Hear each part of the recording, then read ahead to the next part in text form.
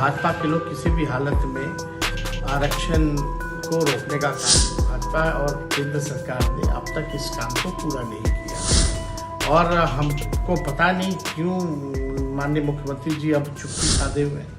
नमस्कार, आप देख रहे हैं देशोन्नति न्यूज और आपके साथ मैं हूं देवाशीष कुमार। बिहार की खबरों के साथ आप सबके सामने हाजिर हूं। खबर क्या है उसको बताएंगे, लेकिन उससे पहले अगर आप हमारे चैनल पर नए हैं और अभी तक आपने हमारे चैनल को सब्सक्राइब नहीं किया है, सबसे पहले आप हमारे चैनल को सब्सक्राइब कर दीजिए। खबर बिहार से है, जहां पर एक बार फिर से बिहार में नेता प्रतिपक्ष तेजस्वी यादव ने नीतीश कुमार पर जोरदार निशाना साधा है। उन्होंने ओबीसी आरक्षण की जो दायरा है उसको कम करने को लेकर बयान दिया है। हालांकि अपने कार्यालय में तेजस्वी यादव ने पत्रकारों से बातचीत करते हुए ये कहा है। तेजस्वी यादव ने कहा है कि जो ओबीसी आरक्षण को पटना हाईकोर्ट ने घटाया है, यानी कि पहले उनके सरकार में 65% की गई थी, लेकिन फिर कोर्ट ने उसे फिर से और पहले की तरह 50% पर ही रख दिया है। इसके खिलाफ वो और आगे कोर्ट में जाएंगे, यानी उच्च न्यायालय में जाएंगे।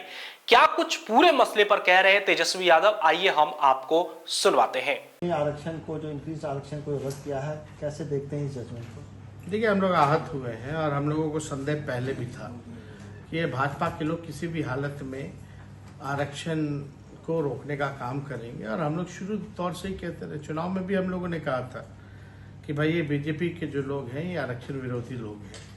आप लोगों को पता होगा कि हम लोग जाति आधारित गणना जब कराई थी तभी बीजेपी के लोगों ने इसी तरीके से कोर्ट में पीआईएल वगैरह करा के रुकवाने का प्रयास किया।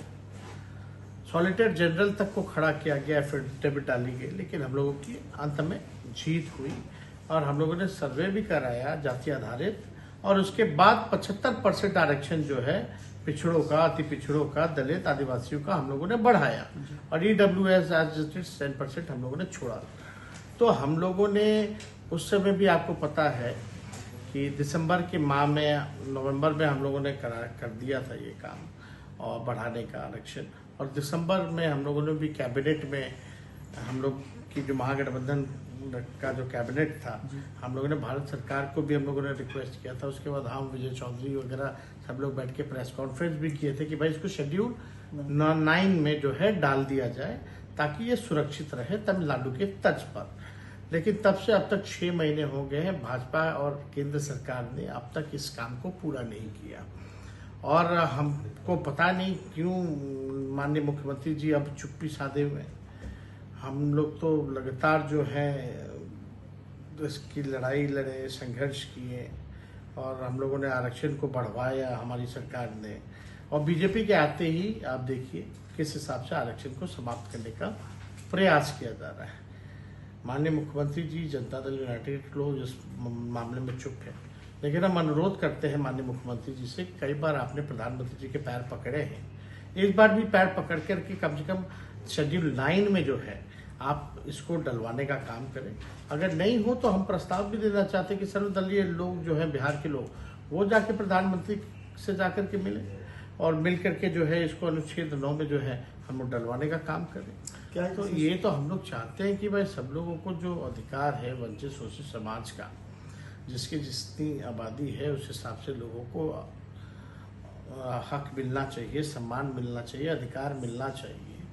तो हम लोग इस लड़ाई को हम लोग लड़े हैं, आगे भी लड़ेंगे और अगर बिहार सरकार अगर सुप्रीम कोर्ट नहीं जाएगी तो राष्ट्रीय जनता दल सुप्रीम कोर्ट जरूर जाएगी। क्या मुख्यमंत्री से आप बात करके सर्वदलीय बैठक या प्रधानमंत्री से मिलने की भी कोई ऐसा सोच रहे हैं? नहीं, अगर होगा नहीं तो हम तो सोचेंगे कि हम चिट्ठी जो है हम कम से कम मुख्यमंत्री को लिखें कि भाई कम से कम आपको हम लोगों के जो सरकार ने, महागठबंधन ने जो बढ़ाया, जो हम लोगों ने प्रेस कॉन्फ्रेंस किया कि इसको शेड्यूल 9 में डाला जाए, तो आप प्रधानमंत्री से अनुरोध कीजिए, पैर पकड़िए या तो सर्वदलीय बैठक बुलाइए, हम लोग सब लोग चलते हैं अनुच्छेद 9 में इसको कराने के लिए। तो आपने सुना, बिहार के नेता प्रतिपक्ष और आरजेडी नेता तेजस्वी यादव ने नीतीश सरकार पर जोरदार निशाना साधा है। हालांकि ये कोई नई बात नहीं है जब वो नीतीश पर इस तरह से आक्रामक नहीं हुए हैं। बिहार की खबरें, देश और दुनिया की खबरें और राष्ट्रीय खबरों को देखने के लिए आपको कहीं जाने की जरूरत नहीं है। आप हमारे चैनल यानी कि देशोन्नति न्यूज पर बने रहिए। मुझे दीजिए इजाजत, अपना बहुत ख्याल रखिए। नमस्कार।